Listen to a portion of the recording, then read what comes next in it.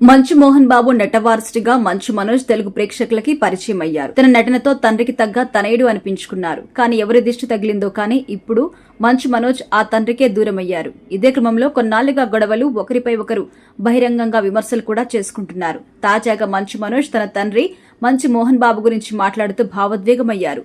వేదికపై కన్నీళ్లు పెట్టుకుంటూ తన ఫ్యాన్స్ తో ఇలా మాట్లాడుకుంటూ వచ్చారు.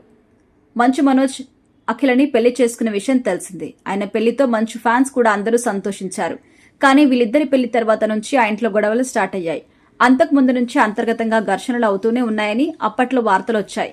ఇక ఇటీవల అయితే ఏకంగా బహిరంగంగానే మనోజ్ తన తండ్రి మోహన్ బాబు మధ్య గొడవలు జరుగుతున్నాయి. ఆ మధ్య పరస్పరం కేసులు కూడా నమోదు చేసుకున్నారు. ఇక మోహన్ బాబు కూడా క్షణికావేశంలో మనోజ్ ని తన ఇంట్లో నుంచి వెళ్లగొట్టినట్టు కూడా తానే స్వయంగా చెప్పారు. అలా సమస్య సద్దుమునిగింది అనుకునే లోపు మరో సమస్య ఉత్పన్నమైంది. అయితే మంచు మోహన్ బాబు కుటుంబం ఎప్పటికీ త్వరగా కలిసిపోవాలని ఫ్యాన్స్ శ్రేయోభిలాషులు కోరుకుంటున్నారు.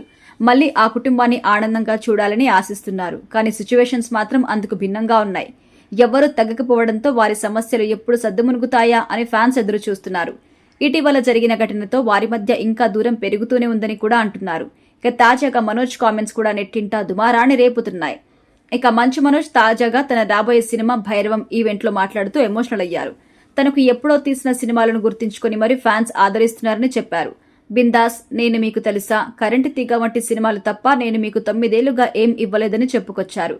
కానీ తనను కట్టుబట్టలతో ఇంట్లో నుంచి గెంటేస్తే మాత్రం తన కోసం ఫ్యాన్స్ 20 కార్లతో వచ్చి సేఫ్ గా తీసుకెళ్లారని, వారి రుణం ఎప్పటికీ తీర్చుకోలేను అని మనోజ్ భావోద్వేగానికి గురయ్యారు. అయితే భైరవం ఈవెంట్లో మంచు మనోజ్ మరోసారి తన ఫ్యామిలీ గొడవలపై మాట్లాడారు.